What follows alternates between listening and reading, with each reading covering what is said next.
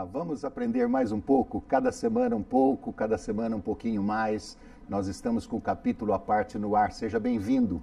Hoje nós vamos conversar com o jornalista e escritor Paulo Marcum, tem mais de 15 livros editados, e vai contar pra gente um pouco do capítulo chato, um capítulo negro da história brasileira, Revolução de 64 para cá. No livro O Brado Retumbante, ele conta toda essa história, principalmente os bastidores políticos desta fase do Brasil. Tudo bem com você, Paulo? Tudo ótimo. É o Paulo Marcum. Eu vou tentar jogar os dois, tá? Tá bom. Você falou que eu fico à vontade. Vou tentar jogar os dois. Tá bom. Paulo, o que te levou a escrever esse livro relatando todos os bastidores políticos aí de 64 até, que você falou? 85. Até 85. A eleição do Tancredo.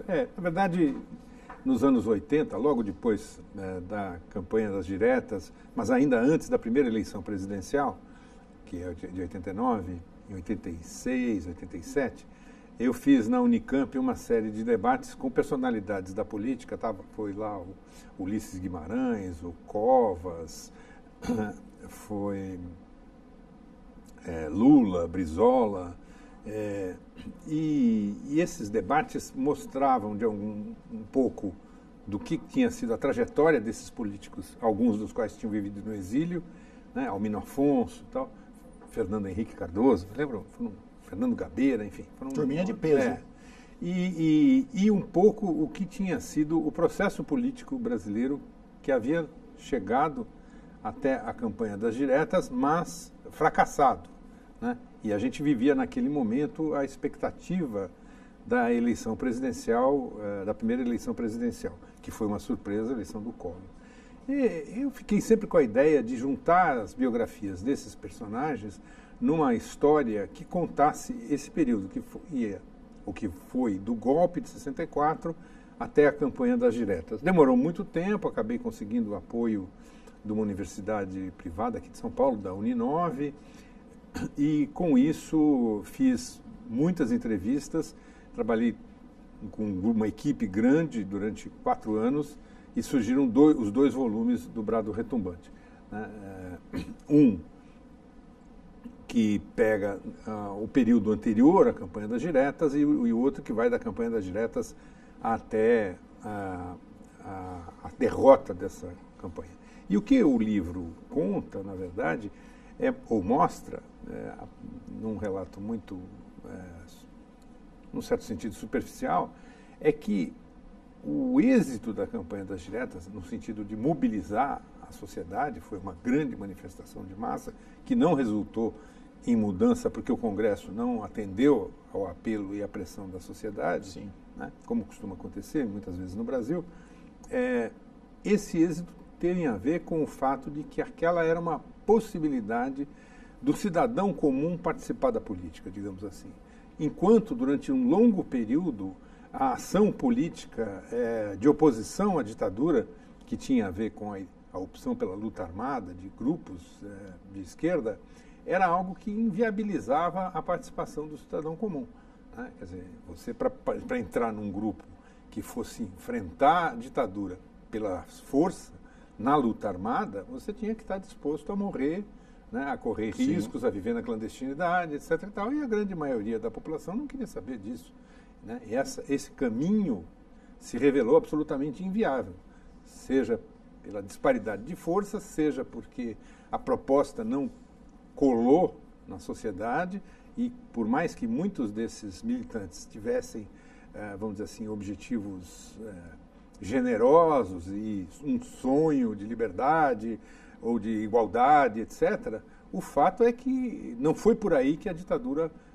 acabou. Ela acabou, de um lado, pela pressão da sociedade na campanha das diretas e, do outro lado, porque um segmento dos militares chegou à conclusão de que estava na hora de entregar o poder. E surgiu essa solução intermediária que nós vivemos e que deu consequências até hoje, né? Certas questões nunca foram resolvidas, por exemplo, a punição de quem usou o aparelho do Estado até para hoje torturar, não foram resolvidas. Né? Ô Paulo, antes de chegar lá no início da história, lá em 64, só queria fazer um comentário.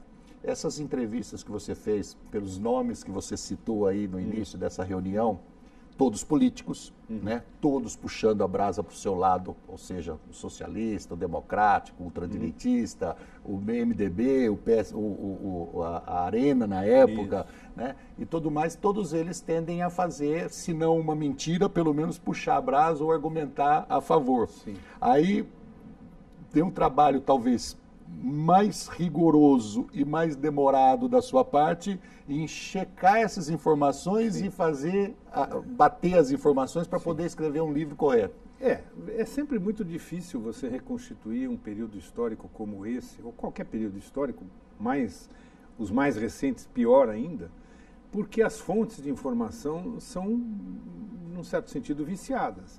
Seja, por exemplo, os jornais da época davam muito pouco espaço para o noticiário político por conta da censura, né? Havia censura explícita em alguns jornais, no caso do Estado de São Paulo, né? O Jornal da Curia Metropolitana, os jornais alternativos.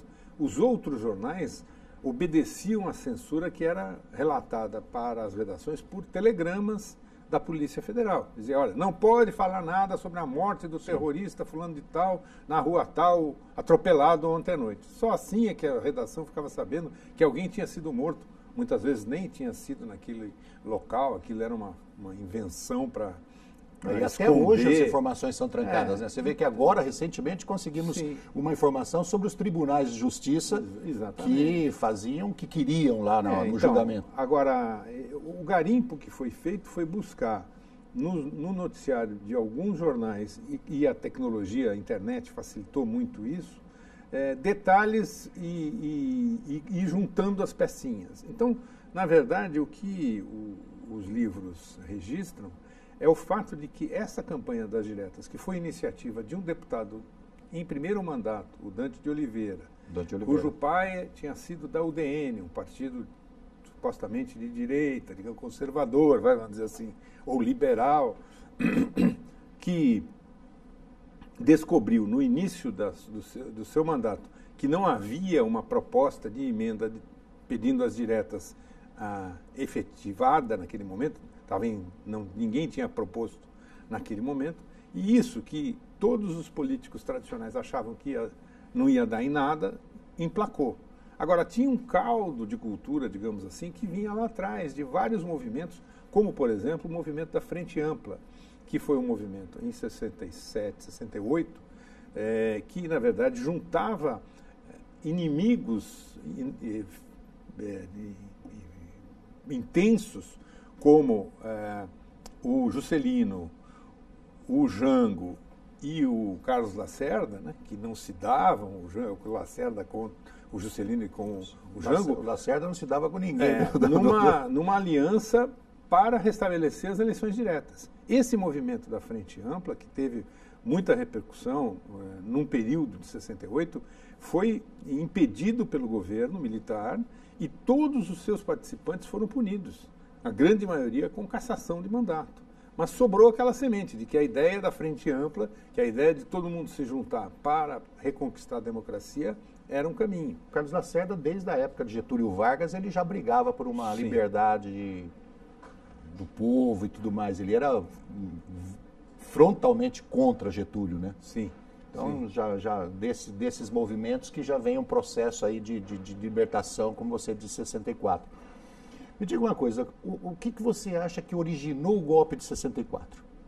Era aquele namoro do Brizola e do João Goulart com a esquerda, com o comunismo? Mas, na verdade, o principal aspecto que eu acho que a gente tem que levar em consideração é o fato de que o mundo vivia, na época, a Guerra Fria. Então, o Ocidente, que é onde a liderança dos Estados Unidos era indiscutível, né, não admitia a possibilidade de um país como o Brasil virar socialista, não fosse alinhado. E tinha Cuba aqui do lado, digamos assim, que estava fazendo um trabalho tinha enorme. feito uma revolução, tinha tomado o poder, tinha se avançado na direção do socialismo, do comunismo e se aliado com a União Soviética. Então, esse talvez seja o principal ingrediente a explicar o golpe.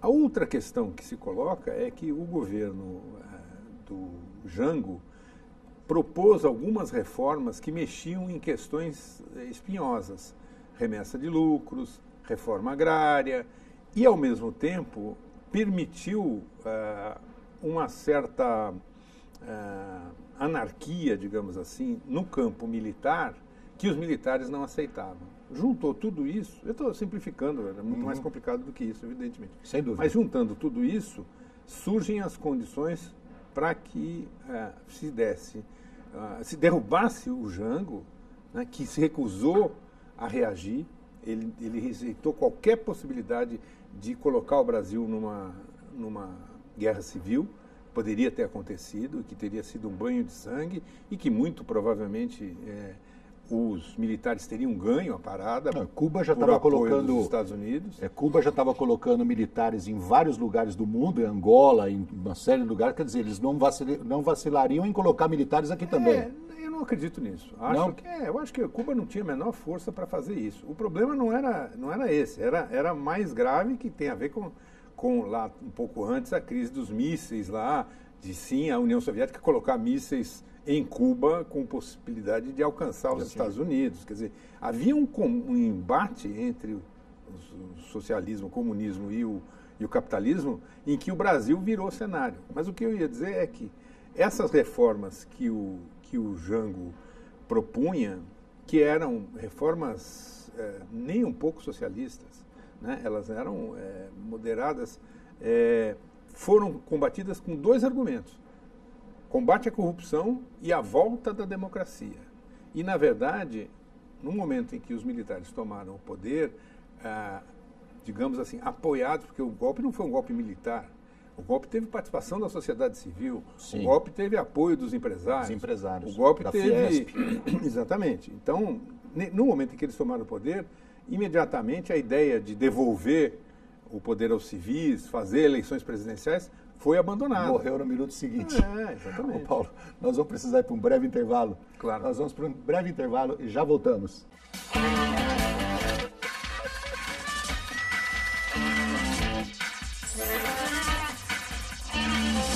Estamos de volta com o programa Capítulo à Parte. Hoje entrevistando o jornalista, escritor Paulo Marcum.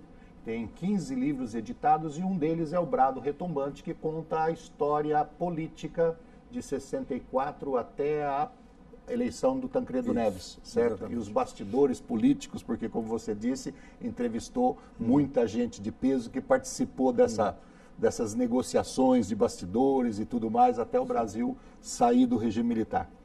Paulo, a gente estava conversando um pouquinho aqui, eu falei que eu ia fazer uma pergunta para você, estava em dúvida, mas eu vou fazer, certo? Você acha que dessa tendência do Brizola, principalmente o Brizola, que era um grande conselheiro do Jango, pelo menos eu acho isso, o Brizola aconselhava ele, porque o Brizola, ninguém aconselhava ele, né? Ele aconselhava os outros, ele era turrão. De ter uma relação muito próxima com Fidel e Fidel ter uma relação já fechada com o comunismo, com a Rússia, essa tendência não leva a gente a pensar que os generais que deram o golpe de 64 eram ultradireitistas? Olha, eu acho que tinha de tudo. Na verdade, eles eram principalmente anticomunistas, né? E esse anticomunismo era muito induzido pelo fato de que o treinamento dos militares de alta patente do Brasil acontecia a partir de militares norte-americanos nesse cenário da Guerra Fria. No cenário da Guerra Fria, era muito complexo você não ser uma coisa ou outra. Né? A própria tendência, do muro, né? A própria tendência terceiro-mundista, a terceira via, que se falava nisso e tal, não era anti-Estados Unidos. Podia ter críticas à União Soviética, mas era anti-Estados Unidos. Então, essa tendência anticomunista era muito presente. E, de outro lado, havia a ideia em muitos setores da esquerda, e o Brizola pensava assim como os dirigentes do Partido Comunista, tal, que achavam que o Jango era muito cauteloso, muito conservador, muito reticente, que tinha que se avançar mais, que tinha que conquistar mais coisas. E, nesse processo, esses segmentos, de alguma forma, desprezaram os riscos que resultavam no processo de confronto, né? Mas as pesquisas do Ibope, acontecidas poucos dias antes do golpe de 64, mostravam que o governo Jango tinha mais de 70% de apoio. Isso eu não sabia. Então, não é que... Quer dizer, agora, o que aconteceu foi, em primeiro lugar, que havia toda uma mística no governo Jango sobre o tal dispositivo militar, os militares que apoiariam o Jango, que se revelou absolutamente falso. Havia toda uma fantasia de que os sindicatos conseguiriam colocar os estudantes, os trabalhadores sem terra, os camponeses e tal, conseguiam levar milhões para as ruas, mas quando aconteceu o golpe, que foi sim desfechado por militares, e alguns militares, né, como o general Mourão Filho, um pouco fora da casinha, para dizer o mínimo, não era um sujeito um pouco amalucado, né? Ninguém conseguiu ter reação alguma. Né? E mais do que isso, os setores... Quer dizer, o povo, na verdade, não foi consultado. Foi consultado as empresas, as redes de TV. Houve manifestações importantes a favor ou contra o governo Jango. A marcha com Deus pela família e pela propriedade, que aconteceu principalmente em São Paulo, levou muita gente à rua. Não foi uma manifestação de meia dúzia, não. Tinha muita gente. Porque tinha uma classe média assustada com essa coisa das reformas, com a lenda de que se o cara tivesse dois apartamentos, um ia ser tomado pelo governo, e tudo isso era lenda, porque o que havia era uma política, uma proposta de reforma agrária, falava-se em reforma urbana também, que provavelmente ia atingir as moradias não utilizadas e tal, mas a reforma agrária se dava só na margem das rodovias federais, né, em um certo trecho Sim. de terrenos que eram do Estado, na maioria das vezes, mas mexia em coisas importantes como o fato de que o sujeito ia perder as terras que fossem desapropriadas, sendo pago em títulos da dívida agrária e não em dinheiro. Então, mexia em interesses efetivos. E, por exemplo, reduzia a remessa de lucro das empresas estrangeiras que estavam instaladas no Brasil. Então, era uma mistura de coisas efetivas que estavam em discussão com certas fantasias. O tal dispositivo que apoiava o Jango, que não existia, a força dos sindicatos, etc. e tal. Agora, nesse processo todo, o fato é que se jogou fora um curto período de democracia que o Brasil vivia desde 46. Sim, da saída de Getúlio. E que, num certo sentido, às vezes, embora a situação seja muito diferente hoje, me leva a temer o que pode acontecer no Brasil com a desmoralização que a política vem sofrendo, com a corrupção e os escândalos cada vez mais intensos, com a ação de segmentos do Judiciário, do Ministério Público, muitas vezes como se fossem eles os heróis da pátria e os únicos que sabem a verdade. Sim. Mas a imprensa, a imprensa está desvendando isso aí, está mostrando que o pessoal do Ministério Público, o pessoal do Tribunal de Contas, eles não são tão anjinhos assim como, sabe, os salvadores da pátria, né? Na verdade, eu acho que há duas diferenças importantes entre a realidade que a gente viveu lá atrás, em 64, e os dias de hoje. A primeira não há mais Guerra Fria. Sim.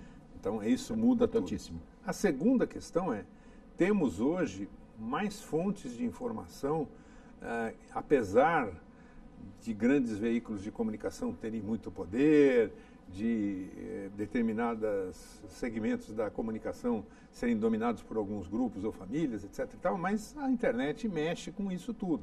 Então, há um debate muito mais intenso. Mas, ao mesmo tempo, a radicalização hoje é assustadora. Deixa eu só fazer uma paradinha na nossa conversa para falar assim, o Brado Retumbante, ele é 2 volumes, sim, certo? Ele está em quais livrarias hoje? Olha, nas chamadas Boas Casas do Ramo, ele foi lançado pela editora que era da livraria Saraiva, então certamente nas livrarias Saraiva terá, né? Mas nas grandes livrarias se encontra, os últimos levantamentos lá está em circulação e hoje com a internet você compra com facilidade. Tá. O Brado Retumbante, uma história, um capítulo da história do Brasil, de 64 até a eleição do Tancredo Neves, os bastidores políticos do que aconteceu em toda essa temporada, escrito por Paulo Marcum, que você deve ler, você que gosta da história do Brasil, você que acompanha e quer discutir um pouquinho mais, né, naquela mesa do bar, na cervejaria ali, o cara quer discutir a história do Brasil, às vezes discute sem conhecimento nenhum, pode ler esse livro e conhecer um pouquinho mais. É importantíssimo conhecer a história do nosso país. Eu só queria registrar uma coisa que interessante, que é o seguinte: eu estou trabalhando neste momento na transformação desse trabalho numa série de documentários para um canal chamado Cine Brasil TV, que é um canal de cabo. Serão seis documentários de 1 hora, porque quando eu fiz as entrevistas, elas foram gravadas em vídeo. Então a gente já tinha 70 horas de gravação e esses 6 documentários vão mostrar um pouco certos segmentos: o movimento estudantil, o movimento sindical, a luta pelos direitos humanos, o processo das eleições. Mais importante ainda que a pessoa leia o livro. Legal. Mais importante ainda, porque eu acho que toda vez que eu vou assistir um filme que ele é baseado num livro, um seriado que é baseado num livro, eu gosto de ler o livro antes. E o livro tem sempre a vantagem que você pode voltar atrás, reler, anotar, né? Isso. E consultar. E aí você depois discute o filme. Claro. Aí você briga com o filme. Exatamente. Fala assim, poxa, esse diretor aí não fez direito. Pois é, no meu caso você é eu mesmo, então eu apanho de um lado ou de outro. Você apanha dos dois lados. Isso, exatamente. Ô Paulo, nós estávamos falando sobre o apoio da população na Revolução de 64, que se houve, se não houve, mas eu lembro de uma coisa que aconteceu logo após a Revolução, que pouca gente lembra disso. Eu não sei se foi história, porque a gente não tinha, como disse, você não tinha acesso aos jornais, à televisão e tudo mais. Existia um movimento Dei Ouro para o Bem do Brasil. Pois é, saber onde foi parar esse ouro. Pois é, disseram que foi um movimento assim incrível, todo mundo dava aliança de casamento, dava relógio, dava tudo para melhorar o Brasil. Esse movimento foi grande, ele realmente teve a participação popular maciça. Certamente teve. O que nunca se chegou a saber aonde foi parar o ouro. Quanto se arrecadou e aonde foi parar esse dinheiro. Nunca houve uma prestação de contas muito clara. Essa, aliás, é uma das questões importantes da sociedade. Quer dizer, nós só vamos avançar, eu acho que em qualquer país do mundo, na direção de ter governos melhores, quando o cidadão cobrar e fiscalizar os processos. Então, transparência é fundamental. Você imagina, os caras apareciam com um lençol preto na porta da sua casa e o cara dava aliança, dava brinco, dava tudo. Exatamente. Quer dizer, isso aí nunca foi registrado, né? Nunca ficou Sumiu, claro. Deve ter sido toneladas de ouro. Sim. Se eu não estou enganado, havia a participação dos diários associados, que era o grande grupo de comunicação da época nesse processo. Mas eu nunca encontrei um balanço claro dizendo o seguinte: olha, arrecadamos tantas toneladas ou tantos quilos de ouro, isso virou tanto de dinheiro. Acho que não. Não vai encontrar. Ô Paulo, nós estamos terminando o programa já, você acredita? Sim. Uma perguntinha final para a gente esclarecer algumas coisinhas aí que estão acontecendo. Algumas pessoas hoje falam em volta do regime militar. A gente vê movimentos direitistas, ultradireitistas, inclusive nos Estados Unidos agora, com uma coisa horrorosa, né? Você acha que existe esse perigo de repente, pessoas, não só do Brasil, mas de outros países, que são extremistas, que são preconceituosos, discriminadores, fazerem alguma coisa nesse sentido? Acho que sim. Acho que a única maneira de barrar isso é não desacreditando integralmente a política. Não acho que é fácil acreditar na política e nos políticos. Nós estamos aqui numa casa política, né, legislativa, a Câmara Municipal. De modo geral, os segmentos da sociedade acham que todo político é ladrão, todo político é corrupto, não vale a pena ser político. Em primeiro lugar, não é verdade. Em segundo lugar, se for verdade, a culpa é nossa. Porque nós é que elegemos os políticos. A diferença que existe entre um regime militar, a principal diferença é essa. O poder que está nas nossas mãos e que talvez a gente não use coletivamente da maneira mais eficiente, votando sem prestar muita atenção em quem é o seu representante, ignorando o trabalho que ele faz depois, desprezando as decisões, deixando que certas modificações do executivo aconteçam sem um grande debate, deixamos na mão dos políticos apenas, mas a diferença é essa. Na democracia, teoricamente, pelo menos, o poder está na nossa mão. Exato. No regime militar, no regime de força, está na mão de pessoas que podem ser supostamente as mais bem intencionadas do mundo. Mas está na mão delas, eles fazem o que quiserem. Mas quando tem o poder na mão, faz o que quiser. Exatamente. Paulo, queria que o programa fosse de 1 hora.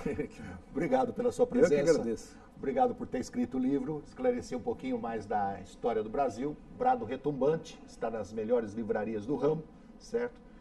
Você pode adquirir o livro para conhecer um pouquinho mais dessa história do Brasil, esse capítulo da história do Brasil. Obrigado a você de casa que esteve conosco no capítulo à parte. Nós te esperamos na próxima semana. Um abraço, até lá.